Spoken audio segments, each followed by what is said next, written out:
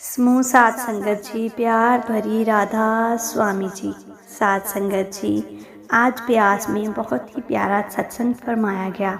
साध संगत जी, हमें ज़रूर सत्संग सुनना चाहिए। सत्संग सुनने से हमारे मन को शांति मिलती है, मन को सुकून मिलता है। सत्संग सुनने के साथ साथ जो हमारे प्यारे सतगुरु जी के दर्शन होते हैं, मैं क्या ही बात करूं। वो नूरी स्वरूप के जो दर्शन होते हैं, जिससे दिल भागो भाग हो जाता है। आप भी सत्संग में ज़रूर जाया करें। कहते हैं सत्संग जाने से वो समय हम परमात्मा की ओर पूरी तरह से परमात्मा को समर्पित कर देते हैं। साध संगत जी, सत्संग सुनने से हमारे मन में बुरे कर्मों का प्रभाव भी मिटता जाता है। सत्संग सुनने से हम सतगुरु की ओर अपने आप ही खींचे चले जाते हैं। उनके मुख से फरमाई गई वाणी, उनके मुख से फरमाया गया संदेश हमारी ज़िंदगी बदल देता है। साध संगत जी, चाहे कुछ पल ही सही हम अपने सतगुरु के पास बैठे होते हैं। साध संगत जी, सतगुरु जी ने जो हमें नाम खजाने की कुंजी दी है, वो तो कहते हैं मैं हर रोज़ सुबह पहले पहर बैठ जाता हूँ और देखता हूँ मेरी कौन सी रूह मुझे सच्चे दिल से मिलने आई है। पर मैं क्या देखता हूँ कि मेरी रूहें तो काल के जाल में फंसकर सोई हुई हैं। उन्हें पता ही नहीं चलता सतगुरु जी कब आए और कब चले गए।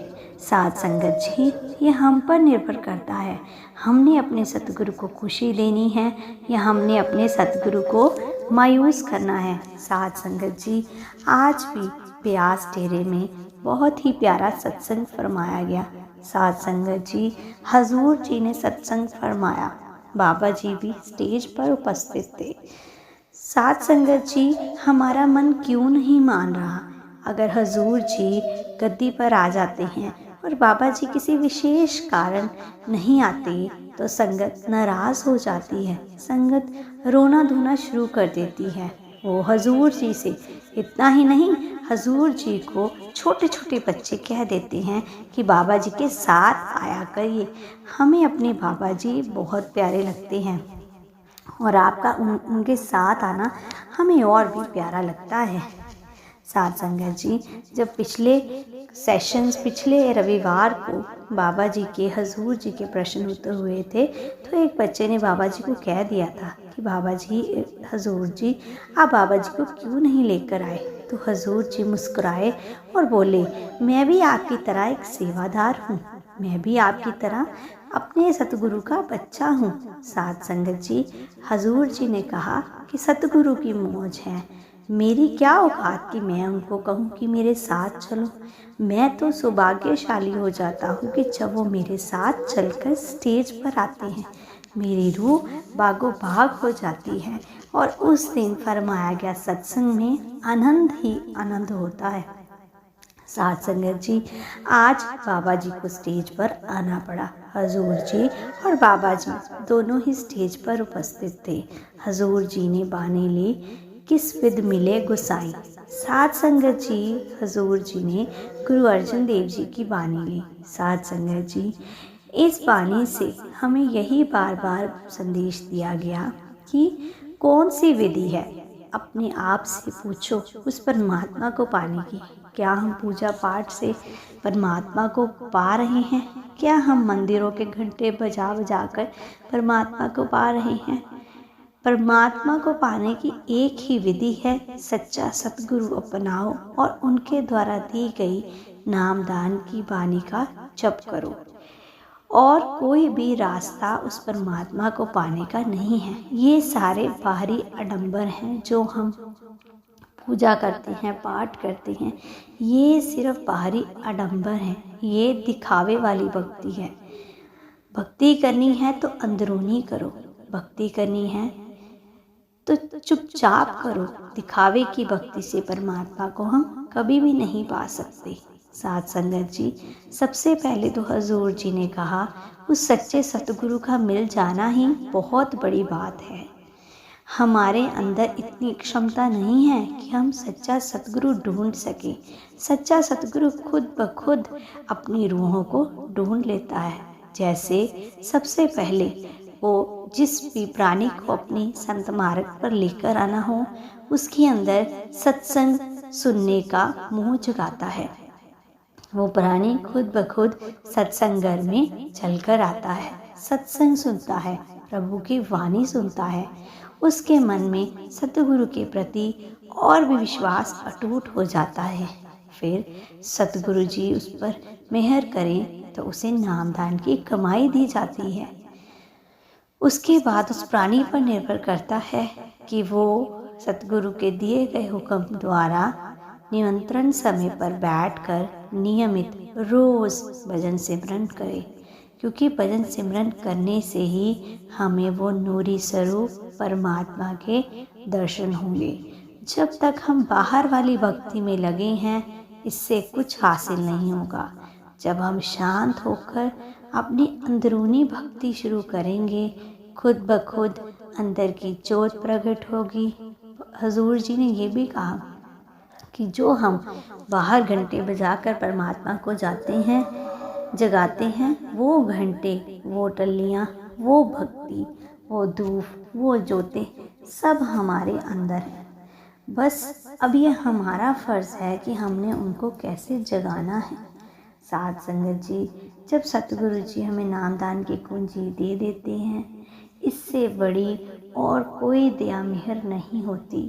पूछो उन रूहों से जो कितनी ही बार नामदान के लिए जाते हैं, पर किसी कारणवश उन्हें नामदान नहीं मिलता। जब उन्हें मनाही की जाती है तो उनके दिल से पूछो कि उन पर क्या बीतती है। साध संगत जी, हजूर जी ने कहा कि कोई विधि बाहर की नहीं है जिससे हम वो सच्चा सतगुरु पा सकें। कोई विधि, कोई पंडित आपको किसी भी प्रकार की विधि नहीं बता सकता कि ये करने से आपको परमात्मा मिल जाएगा। ये जो विधि है, ये सिर्फ सच्चा सतगुरु ही बता सकता है। और अगर आपको सच्चा सतगुरु मिल गया है और आपको सच्चे सतगुरु द्वारा दी गई नामदान की कुंजी भी मिल गई है, तो इससे बड़ी और कोई बात नहीं। अब आपका फर्ज है कि आपने उस नूरी स्वरूप को अपने अंदर से कब देखना है, कब ढूंढना है। साध संगत जी, सतगुरु बार बार कहते हैं कि उस मुर्शद को पता है किस रूह से भजन सिमरन होगा। नामदान ऐसे ही नहीं दिया जाता। सच्चा सतगुरु अपनी पूरी दृष्टि उस रूह पर डालता है, उसके पिछले सारे कर्मों का भार आधा कर देता है। सतगुरु हमारे कर्मों के भार खुद उठा लेते हैं। साध संगत जी, जब सतगुरु किसी रूह को नामदान दे देते हैं, तो फिर उस रूह का जितना भी भार है वो सतगुरु पर ही आता है। हमने अपने सतगुरु को खुश तभी कर सकते हैं जब हम अपना हुक्म मानेंगे। साध संगत जी, हजूर जी ने कहा कि एक उदाहरण लीजिए। जब टीचर बच्चे को होमवर्क देता है और बच्चा बिना होमवर्क के जाता है, तब टीचर की अवस्था कैसी होती है। और एक दूसरा बच्चा जब स्कूल जाता है और दिया गया होमवर्क टीचर द्वारा पूरा करता है, उस समय टीचर की अवस्था क्या होती है। आप खुद देखिए, ज़मीन आसमान का फ़र्क होता है। जो बच्चा होमवर्क नहीं करता, टीचर उसे डांटती है, डांटने से पहले वो खुद दुखी होती है। और जो बच्चा टीचर का दिया गया होमवर्क करता है, टीचर अपने मन ही मन बहुत खुश होती है, फिर बच्चे को शाबाशी देती है। ठीक इसी तरह अगर यही उदाहरण हम अपने जीवन में डाल लें कि हमने अपने सतगुरु से शाबाशी लेनी है, हमने अपने सतगुरु को खुश करना है, तो वो सिर्फ एक ही काम है, नियमित भजन सिमरन करें, सच्चे मन से करें। किसी भी बात का भार लेकर भजन सिमरन नहीं करें और ना ही कोई अरदासें फरियादें लगा के बाबा जी का दिया गया भजन सिमरन करें। इससे आपको कुछ हासिल नहीं होगा। अगर आप इच्छाएं रखते हैं कि मेरी ये इच्छा पूरी हो जाए तो मैं भजन सिमरन करूँगा, बाबा जी आपने मुझे ये दिया है तो मैं भजन सिमरन करूँगा, इससे आपकी भजन सिमरन की तरक्की नहीं होगी। आप 2-4 दिन तो खुशी खुशी भजन सिमरन कर लोगे, पर इससे आपका भजन सिमरन पक्का नहीं होगा। शांति से बैठ जाइए, भजन सिमरन करिए। हजूर जी ने कहा कि बाबा जी बार बार ये भी बात कहते हैं कि अगर आप मांगते हो तो पहले ये तो सोचो कि हमने मांगना क्या है। ये दुनियावी चीज़ें तो यही की यही रह जानी हैं। साथ में जाना है तो नाम कमाई, और कुछ भी साथ में नहीं जाना। फिर हम क्यों अरदासें फरियादें लगाते हैं। बाबा जी बार बार यही भी तो कहते हैं कि जिस परमात्मा की देने की औकात है, क्या वो जानने की औकात नहीं रखता। उसे सब पता है। हमें सब्र करना है, संतोख रखना है और सिमरन करना है।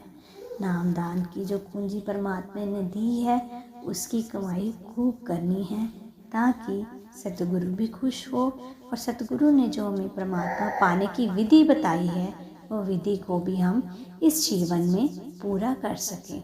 क्योंकि हमें नहीं पता कि हमने कब ये इंसानी चोला छोड़कर चले जाना है। ये हम पर निर्भर करता है कि अगर हमें इंसानी चोला मिला है तो हम खूब भजन सिमरन करें, ताकि हमारी जो आत्मा है, जो परम पिता से कितने ही सालों से बिछड़ी हुए है, वो दोबारा से उस परमात्मा से मिल जाए। वो मिलेगी कैसे? सतगुरु की बताई हुई विधि से। वो विधि नामदान की कुंजी से, भजन सिमरन करने से। साथ संगत जी, ये अब आप पर निर्भर करता है कि आपने सतगुरु के घर से खुशी पानी है या सतगुरु को अपने कर्मों का भार देना है। साथ संगत जी, अगर आपको आज का सत्संग हजूर जी द्वारा फरमाया गया और हमारी तरफ से बताया गया अच्छा लगा हो तो हमारे इस सत्संग को सत्संगी रूहों को भेजें, अपने भाई बहनों के साथ शेयर करें और हमारे चैनल को सब्सक्राइब भी ज़रूर करें जी। साथ संगत जी, आप सभी को प्यार भरी राधा स्वामी जी।